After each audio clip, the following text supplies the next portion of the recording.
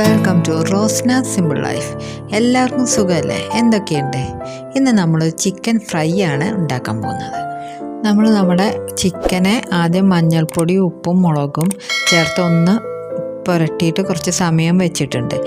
ഇനി നമ്മളൊരു പാത്രത്തിൽ കുറച്ചുകൂടി മസാലകൾ ഉണ്ടാക്കിയിട്ട് ഈ ചിക്കനിൽ തേച്ച് പിടിപ്പിച്ചിട്ടാണ് നമ്മൾ ഫ്രൈ ആക്കിയിരിക്കുന്നത്. അപ്പോൾ അതിന് ആദ്യം കുറച്ച് മുളക് പൊടി, പിന്നെ മഞ്ഞൾപ്പൊടി, പിന്നെ പാകത്തിന് ഉപ്പ്, പിന്നെ കുറച്ച് ഗരം മസാല, പിന്നെ അതിലേക്ക് കുറച്ച് കോൺഫ്ലോർ, ഒരു 1.5 ടീസ്പൂൺ കോൺഫ്ലോറാണ് ഞാൻ എടുത്തിരിക്കുന്നത്.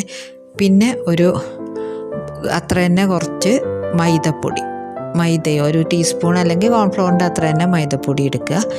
പിന്നെ അതിലേക്ക് ഒരു 2 ടീസ്പൂൺ തൈര് ചേർത്ത് കൊടുക്കുക.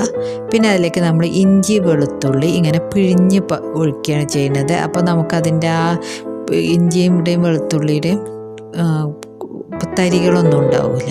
അപ്പോൾ അങ്ങനെ ചേർക്കുക. പിന്നെ അതിലേക്ക് ഒരു മുട്ട ചേർക്കണം. നന്നായിട്ട് സ്പൂൺ വെച്ചിട്ട് നന്നായിട്ട് മിക്സ് ചെയ്ത് കൊടുക്കുക.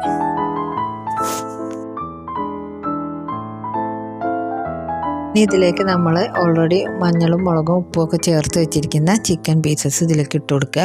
അപ്പോൾ നമ്മൾ ഈ മസാല ഉണ്ടാക്കുമ്പോൾ ആദ്യം ശ്രദ്ധിക്കേണ്ടത് എന്താണെന്ന് വെച്ചാൽ, നമ്മൾ ആദ്യം ഇട്ട് കൊടുത്തിരിക്കുന്ന ഉപ്പും മുളകും മഞ്ഞളും ഒക്കെ നോക്കിയിട്ട് അതിനനുസരിച്ച് വേണം നമ്മൾ രണ്ടാമത് ചേർത്ത് കൊടുക്കേണ്ടത്.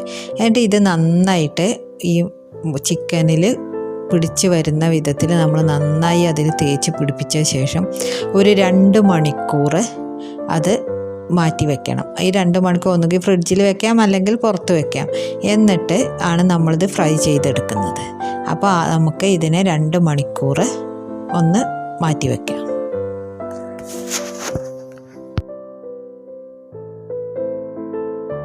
നമ്മൾ 2 മണിക്കൂർ കഴിഞ്ഞാൽ നമുക്കത് ഫ്രൈ ചെയ്തെടുക്കാം. എണ്ണയിൽ ഡീപ്പ് ഫ്രൈ ചെയ്തിട്ട് എടുക്കുക.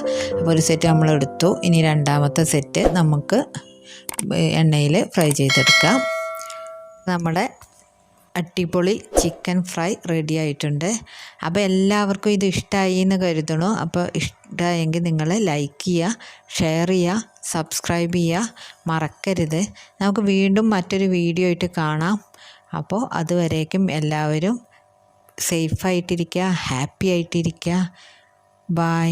Thank you for watching.